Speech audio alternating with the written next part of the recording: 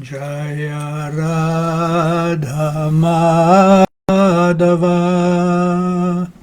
Kunja Bihari. Jaya Radha Madhava Kunja Bihari.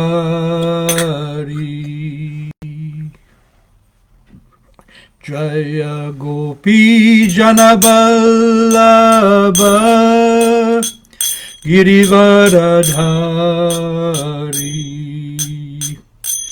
Jaya Gopi Janaballabha Girivaradhari.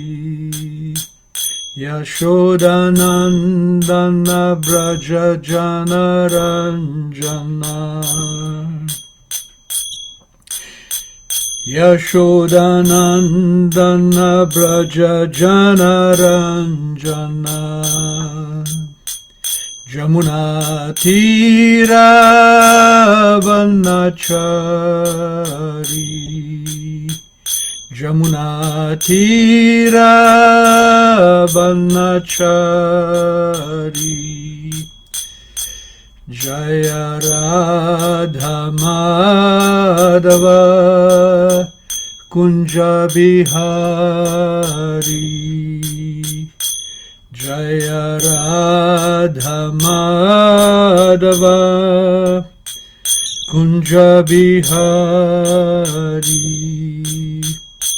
Jaya Gopi Janaballabha Girivaradhari.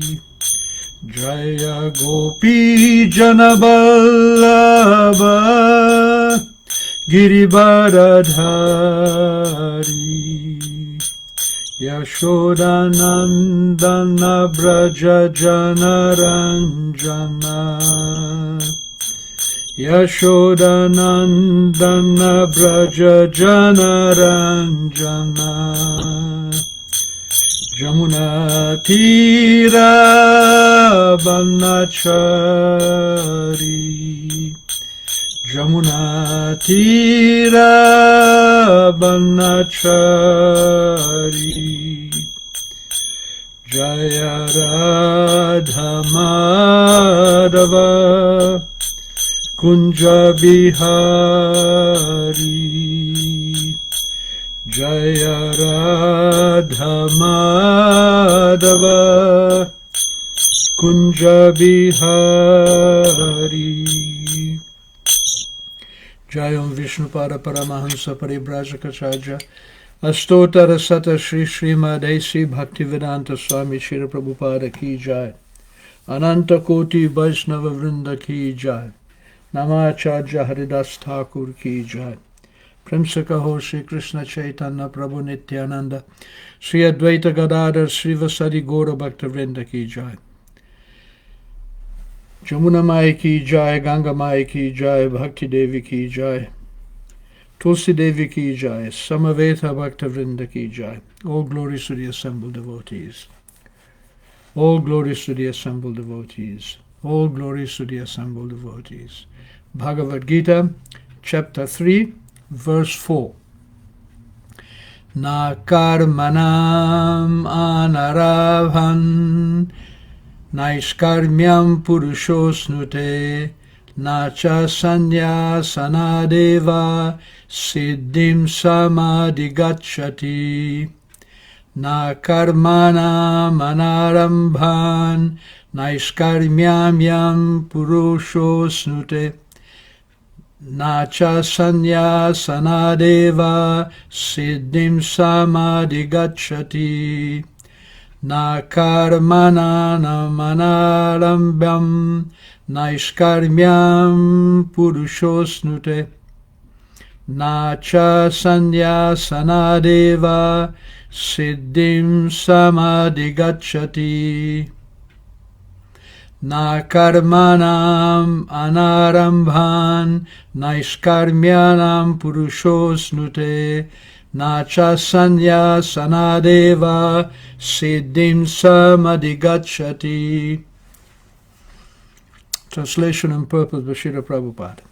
Na, without, karmanam, of the prescribed duties, anarambhat, non-performance, naishkarimyam, freedom from reaction, purushaha, man, ashnute, achieve, na, no, cha, also, sanyasanat, by renunciation, eva, simply, siddhim, success, samadhi gacchati, attain.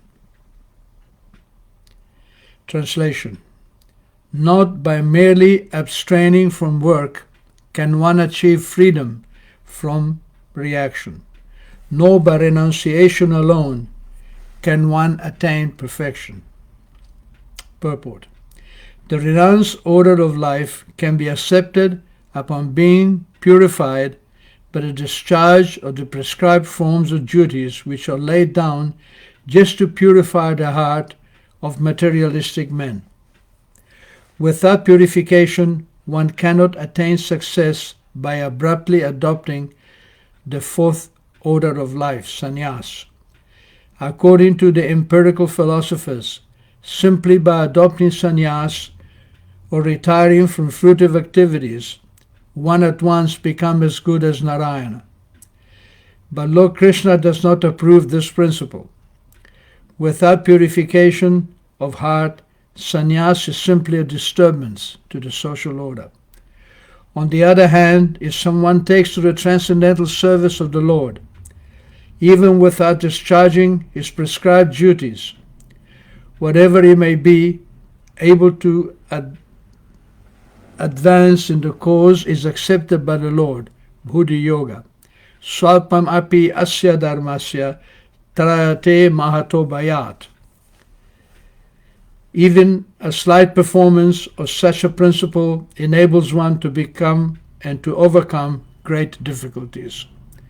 Na karmanam anarambham naiskarmyam purushosnute nacha sanya sanadeva siddhim samadhi gacchati. So we are continuing explaining these verses of Bhagavad Gita, following the Shloka book that was published, which contains all the verses that Prabhupada used to more frequently quote during his lectures. Of course, Srila Prabhupada knew hundreds and hundreds of verses. These are the most important ones. So in chapter 3, he begins with this verse 4, and in the purport, he comments on a very, very important verse, which is also one of my favorites. That is, Nehabrikrama Nasho Asti. That this knowledge of our relationship with Krishna, it is so powerful that there is no loss.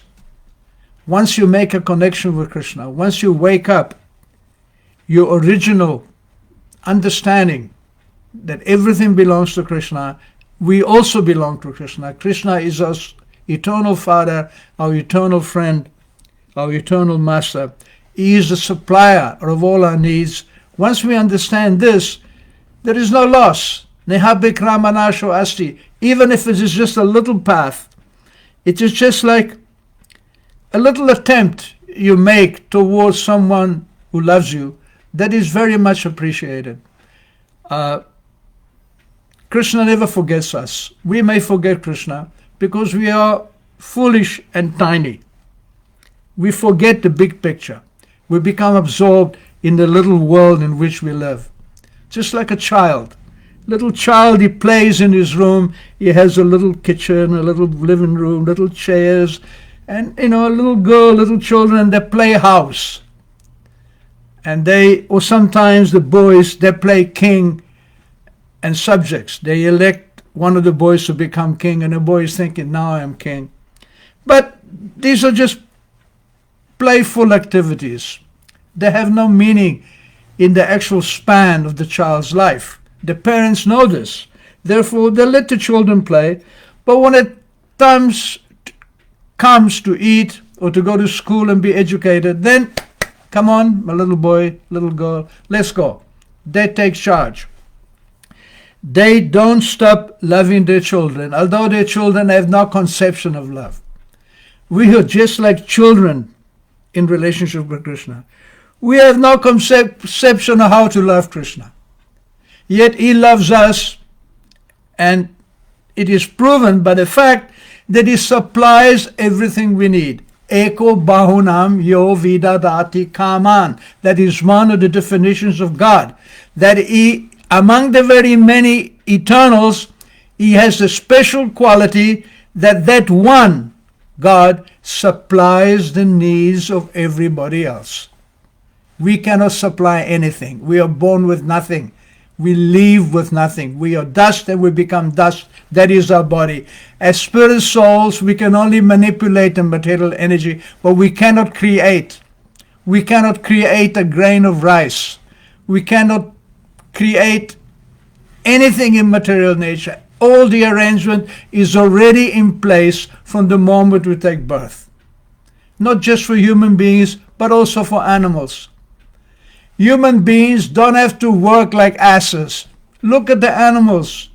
Do they have to work?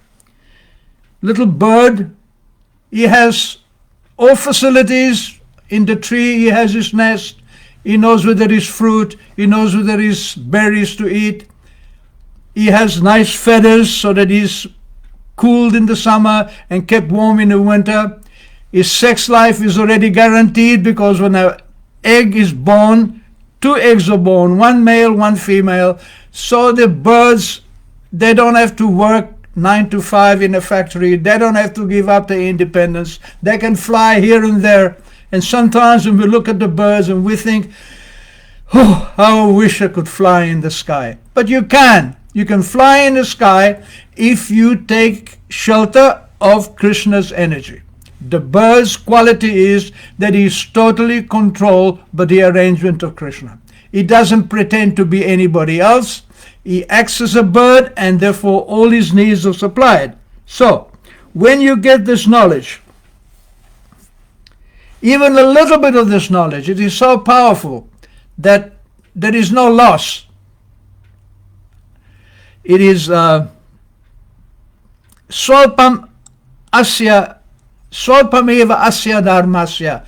Even knowing a little bit, swalpam means little, and dharmasya means our essential, inherent nature that cannot be changed.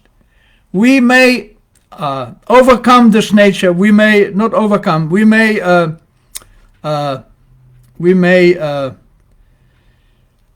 clothe this nature. We may suppress this nature. We may apply another nature, but actually that nature of our eternal relationship with God cannot be changed. Swalpam api asya dharmasya. Even if we make a little bit advancement, trayate mahato bayat.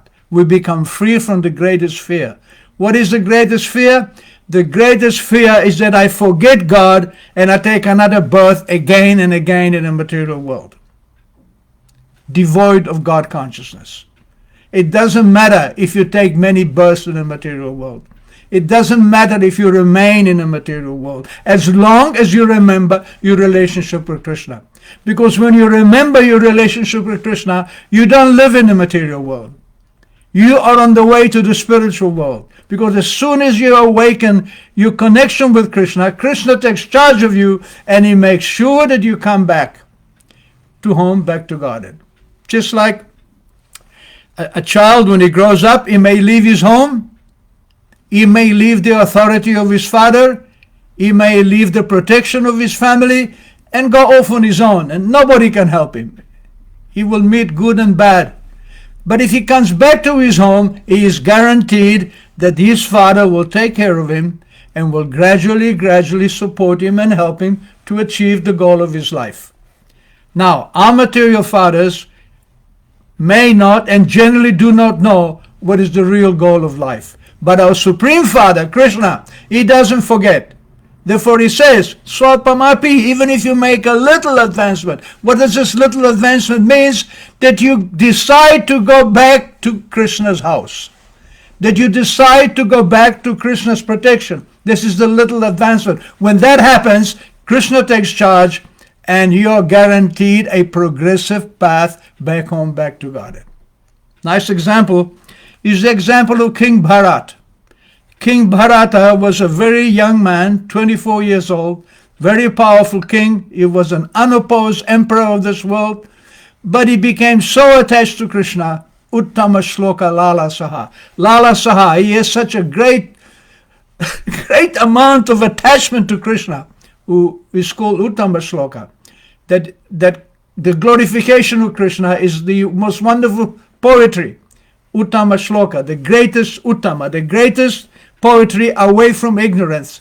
So Lala Saha, Bharat Maharaj became so attracted to Krishna, Yo Dustya Jan Dara Sutan, he was able to give up what is difficult to renounce, which is Dara, wife, Sutan, children, Surit, friends, Rajyam, kingdom. These things are Ridhi Sprishaha, very, very tightly bonded in the heart. But he gave this up. Yo Dustya Jan Dara Sutam Surid Rajyam Ridhi Sprishaha Yajo Yuvaiva Malavad Uttama Shloka Lala Saha. King Bharat gave it all up as if it was untouchable. Because Lala Saha, because of his great attraction to hear about Krishna. He made that step. And then he retired from his kingdom. He went to the forest. He built a small hermitage and he lived under the trees next to the river. But somehow he became attached to a deer. And at the moment of death, he was thinking of his dear friend, the small deer, and he took birth as a deer, but he didn't forget. And this is what Krishna means, the Trayate Mahato Bayat. Even if you take a birth in an animal body, as Bharata Maharaj did, he didn't forget his relationship with Krishna. Therefore, in the body of the deer, he simply associated or stayed near the ashram of the yogis, and the next birth he was born as a Brahmana, Jad Bharat, and he acted as if he was a fool. When his father tried to train him in Brahminical culture, he kept making mistakes. He acted like a madman, but externally, but internally, he was determined that in this life, I will go back home, back to God. Krishna was leading him. So this is the great advantage of awakening our relationship with Krishna. Krishna is known as Yajna. Yajna vai Vishnu.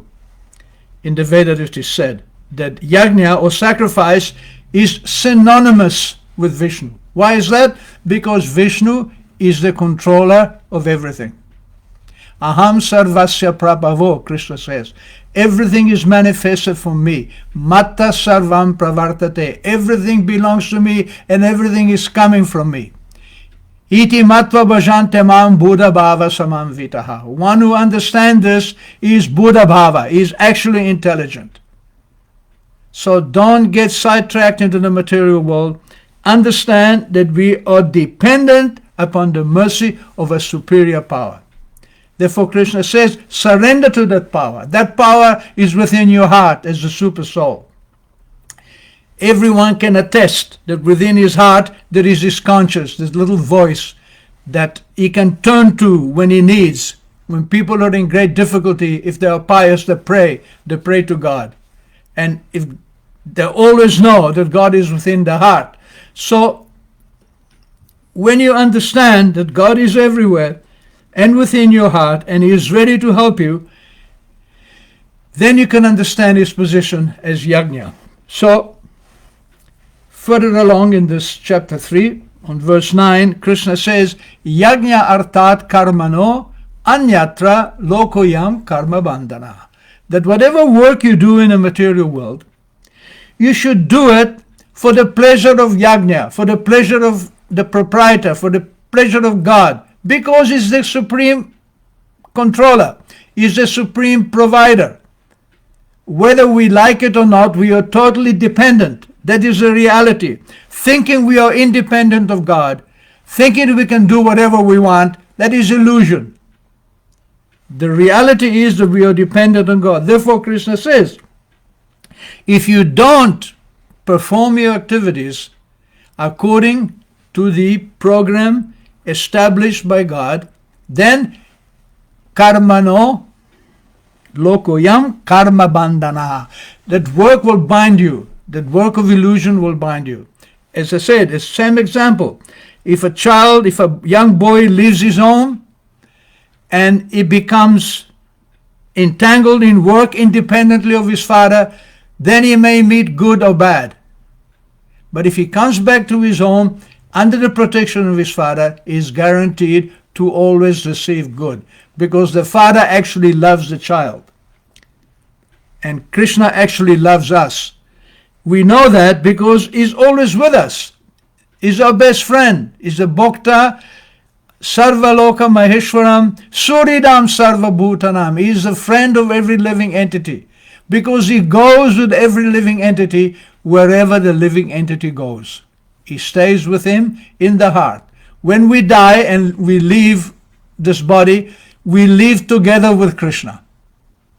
And when we go into another body, we go into that body together with Krishna.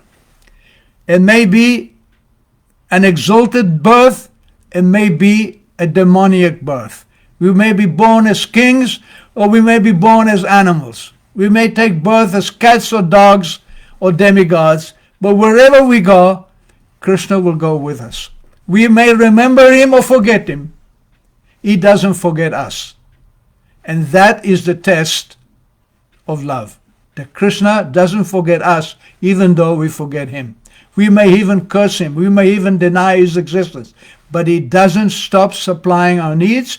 He doesn't stop accompanying us. He doesn't stop his attitude of hearing, being ready to hear from us, being ready to accept our friendship, our love. And this is love. Love means that you do something for the good of someone else without expecting any return. Just like a mother. She loves the child no matter what the child does. He may cry, he may laugh, he may do this, do that. The mother doesn't stop loving him. She doesn't expect anything in exchange. The father loves the child because it is natural. So it is natural for God to love us even though we may forget him. And that ability to forget is built in to the dynamic of love. In other words, if I am forced to love someone, that is not love, that is coercion. If I love someone because of something that I can get from that person, that is lust, that is not love. We love Krishna because we love Krishna. And he comes to teach us this love practically by bringing on into this universe his whole entourage. He brings Vrindavan, Dham, and all the Vrindavan Vasis, the inhabitants of Vrindavan. And if you go and live in Vrindavan with a humble attitude, with a tolerant attitude, with no pride, and if you will actually feel the love for Krishna, it is there everywhere in Vrindavan Dham. And that love for Krishna is that the Brijbasis, the inhabitants of Vrindavan, Krishna's associates, the cowherd boys, the cowherd men, the gopis, they don't care who Krishna is. They are not concerned whether he is God or not. They sometimes say, oh, maybe he's a great demigod, maybe he's God, he's able to kill so many demons, but they don't care. They simply love him because he is so beautiful, because he is so kind, because he is so attractive. They don't know why they love him. They have no idea. That it is just spontaneous because it is built in. Prabhupada knew that. Prabhupada believed that. He came to America knowing that even though this country is, and the Western countries are so fallen, so ignorant of their relationship with God, that relationship is there. All I got to do is awaken it. All they have to do is hear my message. Therefore, even to this day, if you want to make progress, it is very easy. You don't need anything. You just need to take Srila Prabhupada's books and read them again and again and again. And the more you read Prabhupada's books, the more you will make spiritual advancement. You don't know how? It is like growing up. You don't know how you grow up, but if you look back 5 years, oh, I've grown 5 years. If you're an old man, you look back at your childhood, oh, I've grown into an old man. You don't know how. You cannot see how somebody grows. In the same way, you don't know how you make spiritual advancement. But by nourishing our spiritual advancement, by reading Prabhupada's books, we grow and grow and grow spiritually. Even we don't know how, but when we look back, we see. Therefore, it is very important that we read his books, that we try to understand what he is trying to teach us. Prabhupada's books always deal with the basics. They don't deal with the paramore rasas of Krishna and the gopis. Yes, that's some part of the books that is there. But Prabhupada's basic instructions in his lectures and in his books are how to revive our eternal relationship with God by understanding that God is the yajna, is the beneficiary of all sacrifices. And we are the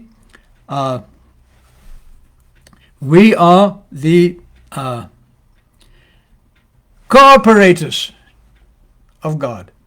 We have been created to relate with God so you can enjoy. Each and every living entity is unique. I am not the same as you. You are not the same as me. We have some similarities, but we are not exactly the same. What makes me tick may not be the same thing that makes you. In other words, we are individual. Each one of us offers to Krishna, as the potential to offer to Krishna, an individual relationship, which is different from every living entity. Therefore, because there are unlimited living entities, and each living entity is different, Krishna enjoys differently with each living entity, and therefore he enjoys unlimitedly. And that is the reason why we've been created. There is no other reason. We have not been created to live in a material world at the expense of Krishna. We are being created to give our affection and love to Krishna, and we can understand this by living in a material world. We can understand that by living here and offering sacrifice to Vishnu, we become happy, we become fulfilled, and in this way, we can gradually go back home, back to Godhead. Going back to Godhead, it is like boarding a ship which crosses the great oceans of ignorance. Now the ship is the Vedic knowledge.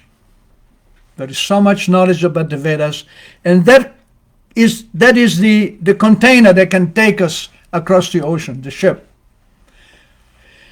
The favorable winds, and the captain is the spiritual master, and in this way, when we board that boat, the ship is our material body, The material body is the ship, the spiritual master is the captain, and the favorable winds are the teachings of the Vedas, which take us across the ocean of ignorance. Now, we may have a pleasant journey on the ocean. We may have an unpleasant journey. We may become seasick. So as long as we stay on the boat, we get to the other side. So the swalpam api asya dharmasya, Krishna says, this tiny amount of advancement is the quality that puts us on board the boat. It's the ticket to board the ship. Then everything else is done by Krishna. Thank you very much. So we have First of all, I must apologize for the last week I was not able to give class. I'll try and do better in the future. So we have several devotees have made comments. Mandy Pryor, Hare Krishna. Major Confusion, which is our dear God brother Atmavidya Prabhu, good evening, and my humble obeisance to the assembled devotees. Krishna Premavati Devi, Hare Krishna Prabhu, all glories to Srila Prabhupada. My old friend from Italy, Gerardo Criscuoli, ciao Gerardo, tanti auguri, sono molto emozionato a vederti, grazie. Rob Illings, Dandavat Pranams, Krishna Premavati, Jai Radha Madhava Kunja Bihari, Gopi Jana Balaba, Girivaradhari. Anna Maria Monchada, Hare Krishna, all glories to Srila Prabhupada. Ram Kishore, Ramlal, perfect knowledge, Dandavats, Pranams, Krishna Premavati, all had understood the greatest fear to be losing the human form of life. You're quite correct. Mahato Bayat, the great fear is to, what does it mean to lose the human form of life? It means that you're blocked from making spiritual advancement. The greatest fear is to be put in a situation where you forget Krishna. That is the greatest fear.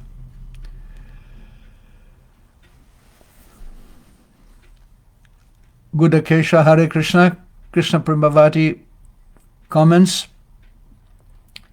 Krishna Prema is inherent in the soul, just needs awakened and nourishment. It is awakened by coming in contact with the pure devotee, isn't it? Correct. We may not be qualified. We are actually unqualified. We are disconnected from Krishna. We need a connection. How to make that connection? We make the connection through a pure devotee who is actually connected with Krishna. When we take shelter of a pure devotee, the pure devotee with his connection with Krishna can make our connection also. We may not be personally qualified, but as Krishna says, love me, love my dog. So if we become the dog of a Vaishnava, as Mahaprabhu said when he was in Srivas Thakur's house, he said, in this house, everyone is dear to me, even the dogs. So, thank you very much. If you have any more comments, please continue and I will reply. And we'll meet again next Wednesday. Haribol.